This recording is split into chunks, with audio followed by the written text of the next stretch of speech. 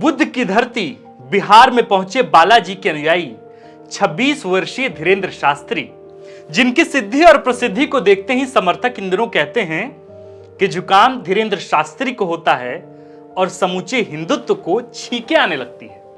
धीरेंद्र शास्त्री हिंदुत्व की गर्भगृह से निकला एक 26 वर्षीय कथा सम्राट, जिसकी प्रसिद्धि इतनी कि जिसे देखने, सुनने और पांव तक को छूने के लिए लोग लंबी लंबी कतारों में सुबह से शाम इंतजार में खड़े दिखते हैं। उनके अनुसरण करने वालों के तादाद को देखकर यह भरसक कहा जा सकता है कि धीरेंद्र शास्त्री की हैरत अंगेज आकर्षण भारत के परंपरागत साधु संतों, महिषी मुनियों और योगियों के कई शताब्दियों तक लगातार खटने और पसीने बहाने का मुकम्मल नतीजा है। पत्रकार कहते हैं कि धीरेंद्र शास्त्री की शख्सियत की कई परतें हैं। कभी वे भिक्षा मांगकर घर चलाते थे तो आज प्राइवेट प्लेन पर उड़ते हैं। बहरहाल, बहुमत की बुनियाद पर हिंदुत्व राष्ट्र की बात करने वाले धीरेंद्र शास्त्री इकलौते हिंदुओं के झंडा बरदार नहीं हैं, जिनके सेवादारों में बड़े बड़े पार्टियों के सेनानायक और शासनाध्यक्ष एक पांव पर खड़े दिखते हैं। भारतीय राजनीति के इतिहास में ऐसे कर्मठ योगियों, बाबाओं के कई नाम हैं, जिन्होंने आध्यात्म से जुड़े रहते हुए भारतीय राजनीति की दिशा और दशा तय की है। इस वीडियो में आज हम वे प्रसिद्ध 3 साधु संतों, महर्षि मुनियों और योगियों के नाम व उनके रसूख की कहानी बताएंगे, जिनके आध्यात्मिक जुड़ाव ने कालांतर में राजनीति के तटस्थ मठाधीशों को प्रभावित कर अपने हिस्से का वो मुकाम हासिल किया जो किसी भी राजनीतिक कार्यकर्ता के लिए दिन में देखे गए सपने की तरह था।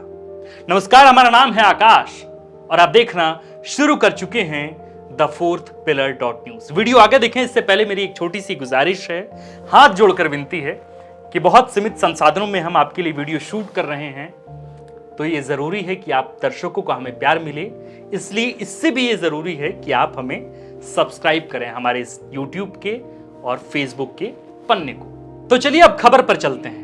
पहला नाम है धीरेंद्र ब्रह्मचारी। धीरेंद्र ब्रह्मचारी को धीरेंद्र शास्त्री समझने की भूल कतई ना करें। धीरेंद्र शास्त्री और धीरेंद्र ब्रह्मचारी दोनों ही अलग अलग कालखंडों में पैदा हुए हैं। बात धीरेंद्र ब्रह्मचारी की करते हैं। योग गुरु धीरेंद्र ब्रह्मचारी का असली नाम धीरेंद्र चौधरी था। बिहार के मधुबनी जिले में 12 फरवरी 1924 को जन्मे धीरेंद्र ब्रह्मचारी देश के पहले प्रधानमंत्री रहे। पंडित जवाहरलाल नेहरू व उनकी प्रधानमंत्री बेटी इंदिरा गांधी दोनों के योग गुरु थे। हालांकि बाद में इंदिरा गांधी के प्रधानमंत्री बनने के बाद तो वे इंदिरा गांधी तक के बेहद करीबी हो गए। खुद नीली टोयोटो कार में चलने के शौकीन धीरेंद्र ब्रह्मचारी इंदिरा गांधी के शासनकाल में कई प्राइवेट जेट के मालिक हो चुके थे। ब्रह्मचारी धीरेंद्र ने सबसे पहले पंडित नेहरू को योग सिखाना शुरू किया। धीरेंद्र ब्रह्मचारी का प्रभाव ही समझिए कि उनके अनुयायियों में प्रधानमंत्री लाल बहादुर शास्त्री, संपूर्ण क्रांति के वाहक जयप्रकाश नारायण, प्रधानमंत्री मोरारजी देसाई और राष्ट्रपति डॉक्टर राजेंद्र प्रसाद तक का भी नाम उनके अनुयायियों में शामिल है। धीरेंद्र ब्रह्मचारी का इंदिरा गांधी पर प्रभाव इस कदर था कि इंदिरा ने अपने सबसे करीबी दोस्त डोरोथी नॉर्मन को 17 अप्रैल 1958 को एक खत के जरिए बताया था कि इंदिरा गांधी ने अब योग को गंभीरता से लेना शुरू कर दिया है। इंदिरा गांधी ने खुद इस चिट्ठी में लिखा कि उन्हें एक बेहद सुंदर योगी योग सिखाता है। लेखिका कैथरीन फ्रैंक इंदिरा गांधी की जीवनी में लिखती हैं कि धीरेंद्र ब्रह्मचारी इकलौते ऐसे पुरुष थे जो योग सिखाने के बहाने प्रधानमंत्री इंदिरा गांधी के कमरे में अकेले किसी भी वक्त जा सकते थे। धीरे धीरे इंदिरा गांधी के साथ नजदीकी के कारण उन्हें भारत का रासपुतीन कहा जाने लगा था। इंदिरा गांधी की जीवनीकार इंदल मल्होत्रा अपनी किताब में कहती हैं कि इंदिरा गांधी से किसी भी व्यक्ति का अकेले में मुलाकात करना नामुमकिन सा था, क्योंकि उनके योग गुरु धीरेंद्र ब्रह्मचारी किसी भी वक्त इंदिरा के कमरे में आया जाया करते थे। जानकार कहते हैं कि इंदिरा गांधी के बेहद करीब रहे धीरेंद्र ब्रह्मचारी इंदिरा गांधी के बेटे संजय गांधी के भी बेहद करीब हो गए थे। दोनों को विमान उड़ाने का खूब शौक था, इसलिए वक्त के साथ धीरेंद्र ब्रह्मचारी और संजय गांधी के बीच करीबी बढ़ने लगी। इसे बदकिस्मती ही कहिए कि संजय गांधी की भी मौत प्लेन क्रैश की वजह से हुई और कुछ बरस बाद इंदिरा गांधी व संजय गांधी के करीबी रहे धीरेंद्र ब्रह्मचारी की भी मौत प्लेन क्रैश की वजह से ही हुई थी। ये थे मधुबनी जिले के वे योग गुरु जिनका रसूख इतना था कि ये किसी भी अधिकारी का मन मुताबिक तबादला करा सकते थे तो कभी भी प्रधानमंत्री इंदिरा गांधी के सच्चे सिपहसालार होने के नाते इंदिरा गांधी को राजनीतिक सलाह दिया करते थे। अब दूसरे नाम पर चलते हैं। दूसरा नाम है चंद्रास्वामी, एक ऐसा तांत्रिक जिसकी राजनीतिक रसूख इतनी कि भारत के प्रधानमंत्री रहे पीवी नरसिम्हा राव से लेकर ब्रिटेन की प्रधानमंत्री मार्गरेट थ्रेचर तक उसके हुनर के मुरीद हो गए थे, जो मन को चंद सेकंड में पढ़कर किसी भी व्यक्ति का भविष्य बतलाने का हुनर जानता था और जिसके तार world top gangster Dawood Ibrahim तक से जुड़े रहे और जिसके ऊपर राजीव गांधी की हत्या का आरोप भी चस्पा हुआ। तांत्रिक चंद्रास्वामी के बचपन के बारे में कोई विशेष जानकारी उपलब्ध नहीं है, लेकिन जानकार इतना जरूर बताते हैं कि चंद्रास्वामी ने बहुत कम उम्र में ही घर छोड़कर जंगलों में शरण ले लिया था। बाल मन तंत्र विद्या में ही रमता था। 23 साल की उम्र में चंद्रास्वामी बनारस पहुंचा। तथाकथित तंत्र विद्या के बल पर उसने प्रसिद्ध राजनीतिक व्यक्तित्वों पर अपने प्रभाव जमाने शुरू किए और वक्त दर वक्त कई मशहूर नेता उसके शिष्य बनते चले गए। इसके शिष्यों में देश के प्रधानमंत्री रहे पीवी नरसिम्हा राव तक के नाम शुमार हैं। 1972 से 73 के बीच जब नरसिम्हा राव आंध्र प्रदेश के मुख्यमंत्री थे, तब चंद्रास्वामी ने राव तक अपनी असाधारण पहुंच बनाई। चंद्रास्वामी का प्रभाव इतना था कि प्रधानमंत्री इंदिरा गांधी ने चंद्रास्वामी को आश्रम बनाने के लिए दिल्ली में अच्छी खासी जमीन तक मुहैया कराई थी। चंद्रास्वामी से जुड़ा एक और किस्सा बहुत मशहूर है। 1975 का साल था। ब्रिटेन में भारतीय उप उच्चायुक्त के पद पर नटवर सिंह कार्यरत थे। ब्रिटेन पहुंचे चंद्रास्वामी ने नटवर सिंह से मुलाकात कर तब ब्रिटेन की कंजर्वेटिव पार्टी की पहली महिला अध्यक्ष मार्गरेट थ्रेचर से मुलाकात करने की इच्छा जताई। नटवर सिंह हकचका गए, लेकिन इंदिरा गांधी के करीबी होने के नाते नटवर सिंह ने चंद्रास्वामी की बात मानते हुए मार्गरेट थ्रेचर से 10 मिनट की मुलाकात तय कराई। नटवर सिंह और चंद्रास्वामी दोनों ही मार्गरेट थ्रेचर से मिलने पहुंचे। इस मुलाकात में चंद्रास्वामी ने मार्गरेट थ्रेचर को अपना कारनामा दिखाना शुरू किया। मार्गरेट थ्रेचर के मन में चल रहे 5 महत्वपूर्ण सवालों को चंद्रास्वामी ने एक झटके में मार्गरेट थ्रेचर के कहने से पहले ही बता दिया। मार्गरेट थ्रेचर ने अगला सवाल पूछते हुए कहा कि मैं ब्रिटेन की प्रधानमंत्री कब बनूंगी। चंद्रास्वामी का जवाब था 3 से 4 साल के अंदर, और जब भी प्रधानमंत्री बनेंगी तो 9 साल या 11 साल या फिर 13 साल के लिए बनेंगी। चंद्रास्वामी की यह बात बिल्कुल सही साबित हुई। मार्गरेट थ्रेचर चंद्रास्वामी की भविष्यवाणी के बाद प्रधानमंत्री भी बनी और वह 11 साल तक प्रधानमंत्री पद पर बनी रही। खैर, इतने प्रभावशाली तांत्रिक पर दाऊद इब्राहिम से जुड़े रहने का आरोप भी लगा।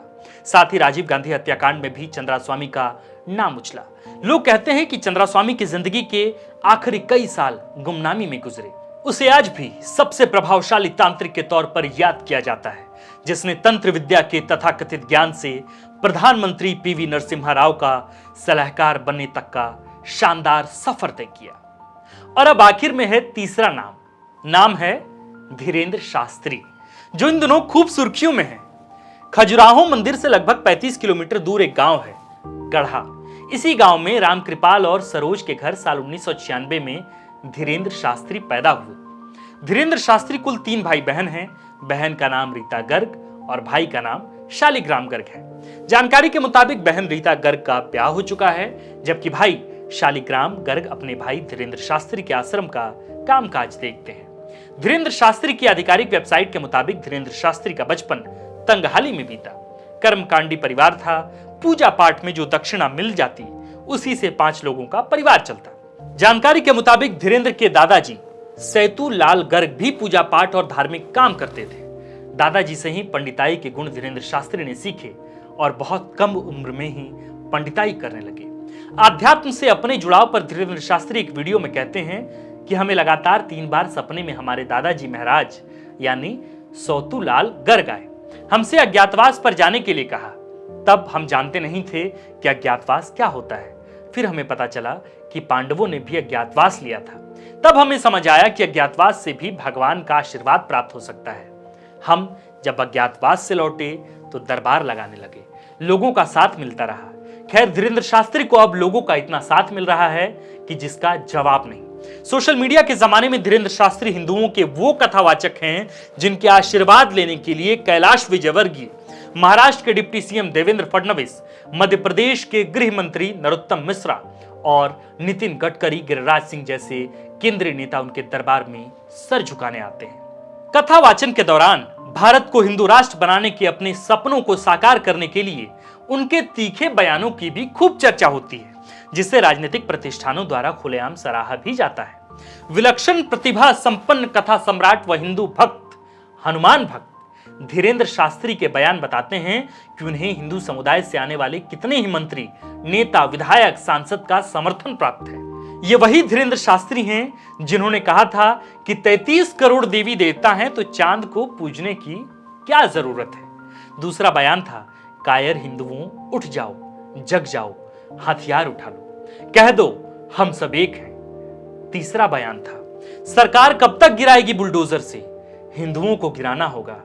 और आखिर बयान था कि सब हिंदुओं एक हो जाओ और पत्थर मारने वालों के घर पर बुलडोजर चलवाओ। खैर, ये थे वे 3 नामचीन योग गुरु, तांत्रिक व कथा सम्राट की कहानी, जिनका परिचय आज हमने आपको बता दिया है। बाकी इसमें अभी और भी कई नाम हैं। ये वीडियो अगर आपको पसंद आएगी तो आगे और भी नामों पर विस्तार से पर्चा लिखेंगे। आज के लिए इतना ही, शुक्रिया। अगर आप चाहते हैं कि हमारे वीडियोस का नोटिफिकेशन आपको बिना देरी के मिलता रहे तो आप इस चैनल को फॉलो और सब्सक्राइब जरूर कर लें। बाकी आप हमारे काम को लेकर कोई सुझाव हमें देना चाहते हो तो कमेंट बॉक्स में आप सादर आमंत्रित हैं। इसके अलावा हमारे वीडियोस आपको अलग अलग ठिकानों जैसे फेसबुक, इंस्टाग्राम, ट्विटर पर भी देखने को मिलेंगे, जिसके लिंक डिस्क्रिप्शन में डाल दिए गए हैं। शुक्रिया।